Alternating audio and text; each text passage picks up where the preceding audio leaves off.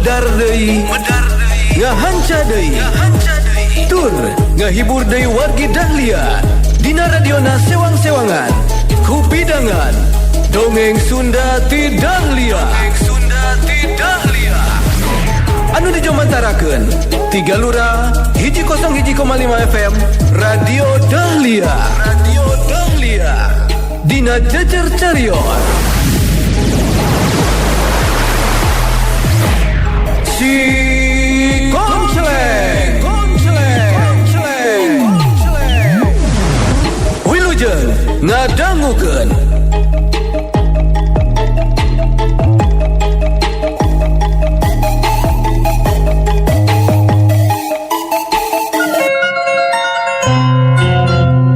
wargi Dahlia Wisrawa anu kekeh dengangken kana naon rupi tuduhan ti Barjaya sareng anu sanesna rehna Wisrawa dituduh tos naon teh ngaruksa kahormatan Rahmi tangtos ieu ngahudang amarahna Mbah Lalana anu janten guruna anu saterasna Mbah Lalana nindak ka Wisrawa kanu janten muridna dugi ka patelakna pisan urang lajengkeun serial Si Konceleng dina jejer cariyos Putu Si Konceleng tanding titisan siluman karya Bagus Respati.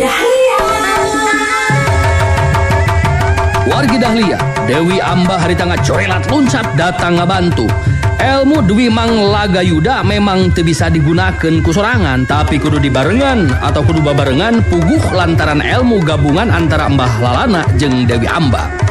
Wisrawa bener-bener kawalahan kalabakan sanajan bener nguras tanaga jeung pangartina sarta kamampuhanana tapi tetela teu bisa lila antukna Wisrawa katibanan ku panerajang Mbah Lalana jeung Dewi Amba dina ilmu Dwi Manglagayuda ngajadikeun Wisrawa harita awakna ngacengkang ka tukang bebengkang rubuh maring lemah dina kaayaan nyandang tatu anu cukup berat su jibro jebet tua kelas jengkang koreang gebut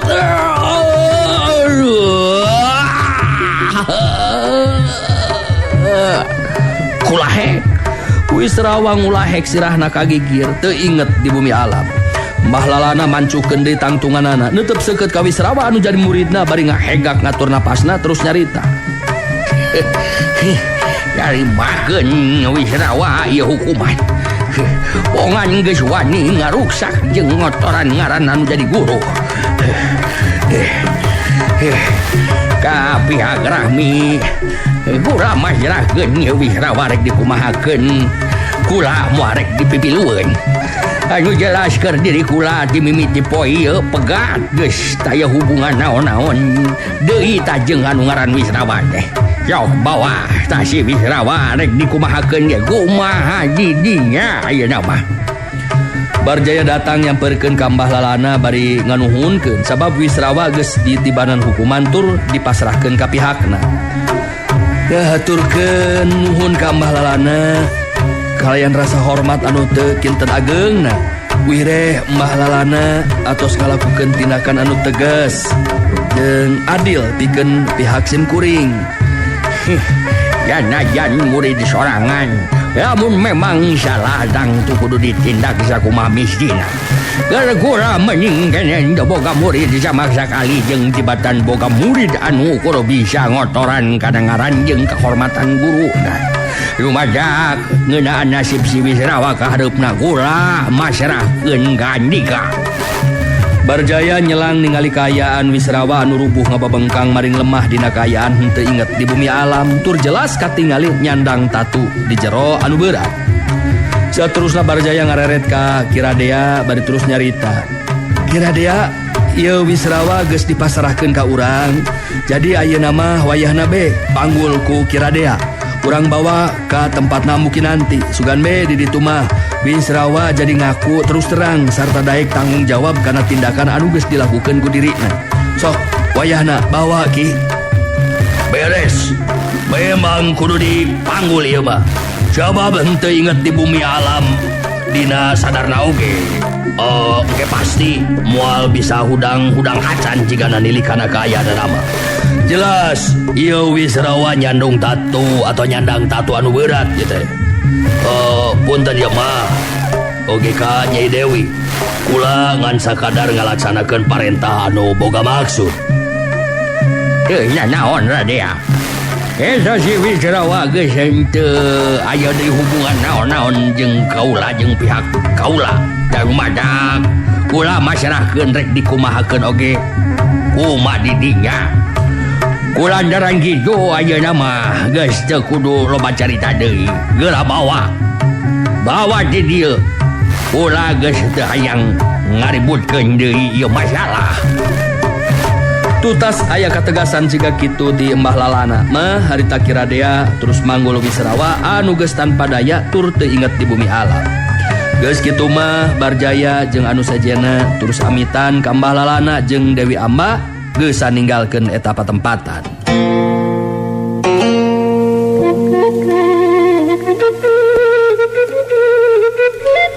Sanggeusna Barjaya jeung anu sajena arindit ninggalkeun eta patempatan harita Embah Lalana jeung Dewi Amba kakarak sadar lamun Winarsih tetela eueuh di dinya. Dewi Amba kerung halisna meh tepung kaget jeung bingung sabab Winarsih eueuh di dinya. Geus diteteangan di jero imah weleh teu kapanggih. Nah kamana ari Winarsih teh Mbah? Bet eueuh di dieu geuningan. Nah indit kamana nya? Bet piraku deui henteu bebeja ka urang duaan. Kamana ieu tuh nya? Buku kakarak sidik ayeuna mah oge Nyai. Pasina oge buru-buru ngejat inggit ya teh lantaran hatena anu keur hancur patali jeung kalakuan anu jadi salakina anu ngerakeun. Aduh mangkaning keur kakandungan deui. Jaga mana atuh nya Winarsih teh ide. Mbah Lalana jeung Dewi Amba akhirnya jadi terus kukurilingan ngubek-ngubek di sakuliaheun eta patempatan neangan Winarsih. Tapi orokaya oleh teu kapanggih. Puguh be Mbah Lalana jeung Dewi Amba jadi pada salempang hatena. Mbah Lalana paromana ngagambarkeun kasalempangan inggis Winarsih jadi poekeun hate lantaran kalakuan salaki. Nah anu hina. Aduh palang siang Nyai Dewi. Kumaha lamun si Nyai teh terus jadi poekeun pikir lantaran nyeri hate ku salakina anu boga laku niraja. Aduh bobohan Nyai Winarsih indit kalebah lahan mumunggang anu dihandapna jurang anu jero teh Nyai Dewi. Bisa jadi Mbah Winarsih teh indit ka ditu atuh ayeuna mah urang ulah cicingeun kieu Mbah. Winarsih kudu disusulan ulah nepikeun ka tega ka diri sorangan lantaran ka nyeri hate ku laku anu jadi salaki. Urang teu miharep lamun Winarsih nepikeun ka cilaka. Nya atuh ayo Nyai Dewi. Urang susulan we ayeuna mah ka ditu. Syukur-syukur Winarsih teu ngadatangan eta jurang. Mangkani ngapanan harapan urang teh jabang bayi anu dikandungna anu bakal bisa ngawaris ilmu Dwi Manggalaga Yuda. Orek sadeui anu bisa nandingan si garang larang kena lamun lain anakna Winarsih. Aduh ayeuna keur dina kandungan Winarsih gitu. Sabab apanan perlu waktu anu lain sakedeung neangan turunan jalma anu kungsi ngadahar buah sunyaluri mah Nyai. Ayo atuh urang susulan ka ditu entong mijeun deui wah kitu. Dewi Amba jeung Mbah Lalana jadi tugenah hatena. Sieun Winarsih poekeun hate terus ngalagarakeun maneh kana jero jurang. Antukna duanana harita terus arindi trek nyusulan Winarsih kalebah lahan mumunggang anu dihandapna aya jurang.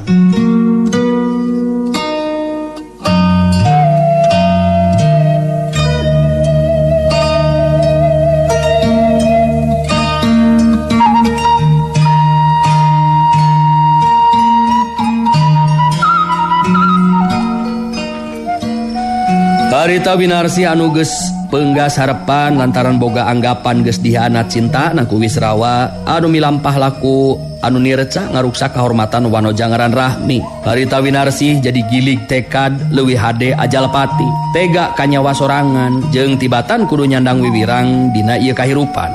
Sangkaan Mbah Lalana henteu nyalahan sabab Winarsi tepi ka lebah lahan mumunggang anu dihandapna gurawes jeung lewang da puguh jurang anu jero. Winarsi ngajanteng nangtung bari ngusapan beteungna anu melendung. Rembay Cipanon hatena galecok omong sorangan. Kang Wisrawa, abdi jeung ieu cabang bayi anu dikandung leuwih hade ngubur maneh di jero jurang Kang. Aya harti lakon hirup urang diteruskan sabab abdi ngan ukur bakal nyandang wiwirang saumur-umur. Baru karti tindakan Kang Wisrawa anu nirca sareng hina. Abdi teu sangka ajen tega nganyeri batin abdi. Nah iya dan cinta orang. Aki kebuyut mitra, orang bakal tepung di alam kalenggengan. Ayeuna abdi bakal nyusul pileleyan Kang Wisrawa karena abdi mending kene mungkas lalakon hirup di alam kahirupan sabab tos teu aya hartina dilaku melendang oge. Winarsi meremkeun panonna. Jurang anu gurawes jeung jero geus teu jadi sieun keur dirina. Kajadian saterusna Winarsi asa kagebah ku ayana sora anu ngagero. Simana horeng eta sora anu ngagero teh taya lian sorana Mbah Lalana. Winarsi, ulah bager Winarsi, ulah peunggas harapan geulis. Ayo ka dieu bager. Tong aya pikiran anu aneh-aneh geulis. Di dieu masih kena aya Mbah jeung Nyai Dewi. Hayu ka dieu bager. Mbah Lalana nyobaan pikeun ngolo sangkan Winarsi ngajauhan ti bibir jurang. Dewi Amba oge sarua nyobaan ngolo jeung nyadarkeun Winarsi sangkan ulah mateni diri sorangan. Winarsi, hayu ka dieu geulis entong tega ka diri sorangan. Sabab eta teh dosa. Tenangkeun pikiran Nyai. Di dieu Mbah Lalana jeung kula nyaah ka Nyai. Winarsi ngabalikeun awakna ngabagikeun paneutupna ka Mbah Lalana jeung Dewi Amba anu datang ka eta patempatan. Winarsi netep ka Mbah Lalana jeung Dewi Amba bari imut anu ngemung ka sedih jeung kahanjeluan bari terus nyarita pondok. Pileleyan Mbah Nyai Dewi. Bari jeung imut Winarsi ngagentakeun awakna ka tukang. Ngalenyap jeung kaget hatena Mbah Lalana jeung Dewi Amba ningali Winarsi ngalagrakeun dirina ka jero jurang. Winarsi! Mbah Lalana jeung Dewi Amba meh bareng ngagero. Juralit, koleang, sebrut, gep, siut, duap, jeger. Mbah Lalana jeung Dewi Amba meh bareng lumpat satarikna rek newak awakna Winarsi. Tapi orok aya, geus elat ngan saukur bisa newak karembongna.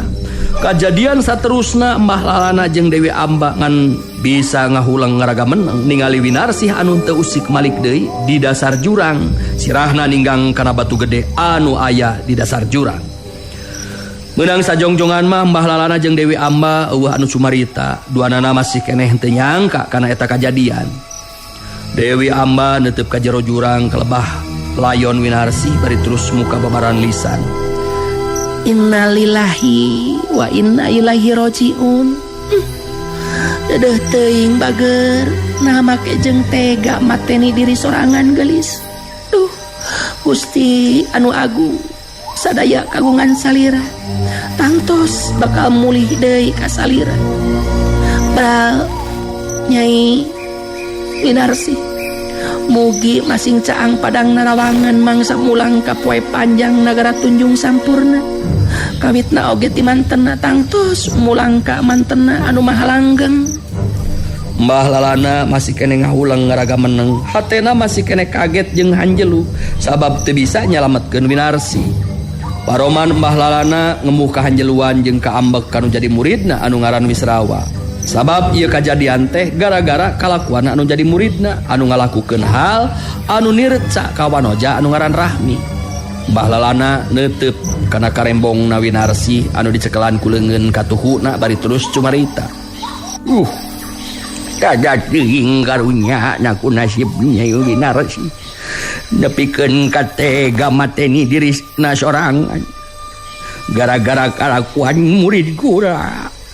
Ampura kuring Winarsi sabab teu bisa ngadidik murid jadi jalma anu cager bager jeung pinter. Ampura kuring Winarsi. Atos mah tong seueur emutan urang geus teu bisa majar kumaha deui panginten ieu tos takdirna Winarsi. Ayeuna mah mending oge urang mulasara layon Winarsi sakumaha mistina karunya diantepkeun di hadapan jurang mah.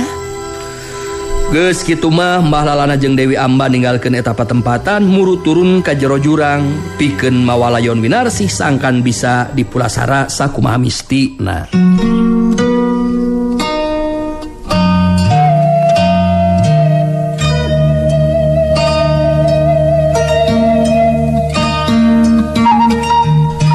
Wargi Dahlia saturkeun harita Barjaya jeung Ambu Kinanti Kiradea oge Rahmi anu lumampah mulang ka lembur. Harita bari ngaleureuhkeun kacape da puguh lampah teh memang jauh. Harita Rahmi jadi aya pikiran ngajukeun usul ka anu jadi guruna. Rahmi anu memang dina dasarna mibanda rasa cinta ka Wisrawa bet teu tega ningali kaayaan anu tanpa daya.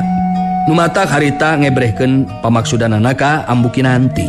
Ambu nahan teu langkung sae muhun upama Kang Wisrawa di Landongan janten ari tos damang mah abdi apan tiasa nungtut tanggung jawab ka anjeunna kitu tah ari maksud abdi mah Ambu kumaha sapuk pami kitu.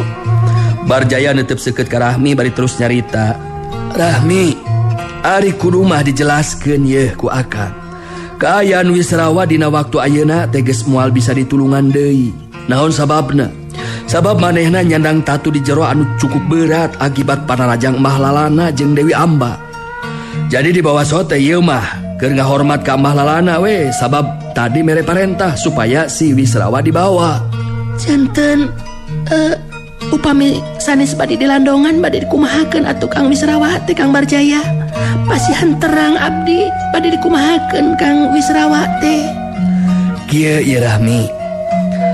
Kangaranan geus tatu di jero anu kawilang berat nganu harti si Wisrawa kari nungguan waktu. Hartina geus moal bisa diubaran deui. Tinggal kari nungguan waktu mangsa ngalepaskeun napas anu panungtungan. Ambu Kinanti neuteup antep ka Barjaya bari terus tumanya. Jadi boga rarancang kumaha atuh ayeuna Barjaya teh. Cikan jelaskeun ka Ambu da meureunhan kudu puguh ieu teh rek dikumahakeun ku urang si Wisrawa teh. Nya ari kudu mamawa anu bakal jadi layon mah keur naon urang ngaririweuh maneh. Nyari ceuk kuring mah geus be palidkeun ka walungan. Keur naon make kudu dibabawa ka lembur ka berat-berat. Ambu Kinanti kerung banget henteu ngarti kana rarancang Barjaya sabab saha anu rek nanggung jawab kana nasib anu ayeuna karanapan ku Rahmi anu jadi muridna. Har ari Barjaya kumaha atuh ieu teh ngeunaan nasibna Rahmi engke. Sedengkeun anu kakandungan teh apanan bakal boga anak. Bet piraku boga anak eueuh papaan. Rek dikamanakeun beungeut Ambu. Pek bepikir ku Barjaya. Rahmi oge milu tumanya ka Barjaya. Janten numutkeun Kang Barjaya kaayaan Kang Wisrawa teh nah leres mun Kang Tun ngantos waktos dina hartos moal bisa ditulungan deui jiwana Kang. Bener Rahmi. Nyari cek akang mah memang kudu ditarimakeun ku Wisrawa sabab memang eta hukuman tina lampahna anu geus salah. Jadi geus teu kudu ngaharepkeun deui si Wisrawa bisa waluya. Tah ngeunaan kabingung Ambu anu bieu dilisankeun bisa kaharti. Pasti bakal lagrag ngaran paguron Campaga Bodas atuh. Sabab aya salah sahiji muridna nepikeun ka boga anak taya bapakna gitu. Umatak eta anu jadi bingung Ambu teh. Sedangkan Kang Aranan geus boga anak komo bari taya bapana rek saha atuh. lalaki anu daekeun lumatak ayeuna menta saran oge ka Barjaya. Waleh ieu teh acan kapikir kumaha jalan kaluarna. Lamun memang Wisrawa tinggal nunggu waktu panungtungan mah kumaha nasib karepna ieu Rahmi jeung Ambu. Kira dia milu mairan caritaan. Bener tak? Bener cek Ambu Kinanti Barjaya. Kudu dipikirkeun ti ayeuna keneh ieu mah ya. Sabab teu bisa ngadadak. Sabab ieu mah urusan pikahareupeunana. Sabab jelas ieu mah patalina jeung ngaran sarta kehormatan paguron. Barjaya siga anu nya be harita katingali ngahuleng halisna meh tepung siga anu keur mikir jerona keranan. Sok padahal hatena suka seuri. Puguh geus bisa dipastikeun bakal kitu kajadianana. Ambu Kinanti tirang tuh bakal bingung mikiran nasib murid kakasihna nyata Rahmi jeung nasib paguron Campaka Bodas. Barjaya netep antep ka Rahmi anu direret harita tungkul bangun anu eraeun. Telila Barjaya terus nyarita deui. Ngeunaan masalah Rahmi memang berat oge ya Ambu. Ngan kuring kapaksa ieu mah kudu daek ngorbankeun diri. Demi keur kehormatan kapaksa ieu mah kudu daek ngorbankeun diri.